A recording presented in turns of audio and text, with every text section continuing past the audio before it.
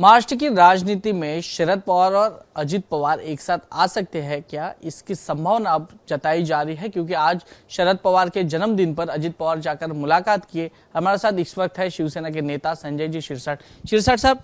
राजनीति में अब कुछ भी हो सकता है, ये तो सबने देख लिया। अब अजित पवार और शरद पवार एक साथ आ सकते हैं क्या? अरे अजित पवार और शरद पवार साहब ये रिश्तेदार है, चाचा भतीजे का रिश्ता है। और आज उनका बर्थडे है, अजित दादा उसके लिए गए। शायद भविष्य में वो एक आने की संभावना हो सकती है और होना भी चाहिए। पॉलिटिक्स है, पॉलिटिक्स में कुछ भी हो सकता है। और ये सब सबक अजित दादा ने शरद पवार साहब से लिए। शरद पवार साहब ने कई बार कांग्रेस छोड़ी, फिर कांग्रेस के साथ गए। तो अजित दादा ने अगर शरद पवार साहब को छोड़ा है तो उनके साथ जा सकते या शरद पवार साहब उनके साथ आ सकते, ऐसा राजकीय जानकारों का भी कहना है और हमें भी ऐसा लगता है। एक बात है कि अगर अजित पवार और शरद पवार एक साथ आते हैं तो इंडिया एनडीए की ताकत बढ़ जाती है, महायुति की ताकत बढ़ जाती है। तो आपके लिए एक इशारा होगा ना कि आपकी जरूरत अब खत्म हो गई है, कम हो गई है। ऐसा कुछ नहीं होता। हमारी जरूरत, आपकी बार्गेनिंग पावर भी कम हो सकती है। हमारी ना बार्गेनिंग पावर कम होगी, ना हमारी पार्टी को उससे कोई नुकसान होगा। वो आए या ना आए, हम जहाँ हैं वहीं हैं।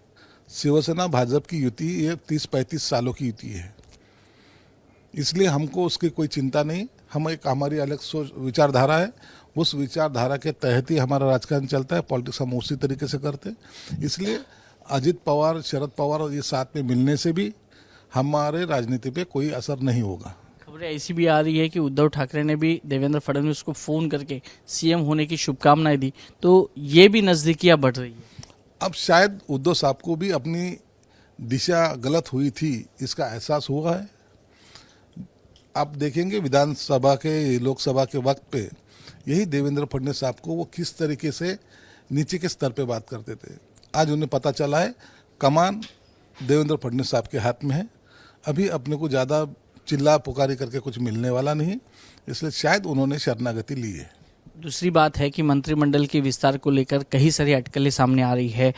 देवेंद्र फडणवीस और अजित पवार दिल्ली में गए हैं, लेकिन एकनाथ शिंदे एकदम आराम से मुंबई में बैठे हैं। अभी भी नाराज है एकनाथ शिंदे, और मंत्रिमंडल के विस्तार के बारे में क्या जानकारी? कोई भी नाराजगी नहीं है, ये सब आपकी अफवाह है।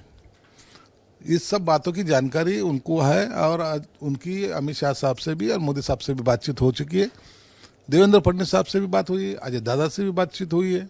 इसलिए दिल्ली जाना जरूरी नहीं था और वो कोई नाराज नहीं। और मंत्रिमंडल का विस्तार आज ही अजय दादा ने बताया 14 तारीख को होने वाला है। आपको आपके पार्टी को लेकर कई सारी खबरें हैं कि आपको जो विभाग चाहिए वो विभाग नहीं छोड़ रही है भाजपा, तो ऐसे वक्त में आपकी भूमिका क्या रहेगी? कुछ नहीं, सब जो भी है आपको कल पता चलेगा। ये सब अफवाह है। अच्छे से पोर्टफोलियो हमको मिलेंगे और उसकी घोषणा शायद कल हो जाएगी। कौन सी पोर्टफोलियो है उसके बारे में ये नेताओं लोग ही घोषणा करेंगे, उसका अधिकार किसी को नहीं है। कब होगा विस्तार? 14 तारीख को होगा। 14 तारीख को अंतिम पूरा सभी शपथ लेंगे। अभी अजित दादा ने कहा है, एक डिप्टी सीएम कहता है, तो इसका मतलब 14 तारीख को होगा। और कितने लेंगे विधायक शपथ वो भी कल शायद शाम तक आपको पता चलेगा। बहुत बहुत शुक्रिया हमारे साथ बातचीत करने के लिए। कैमरा पर्सन विजय देसाई के साथ वैभव परब, ABP news, Mumbai. For exclusive and insightful videos, subscribe to our new channel ABP Live Premium.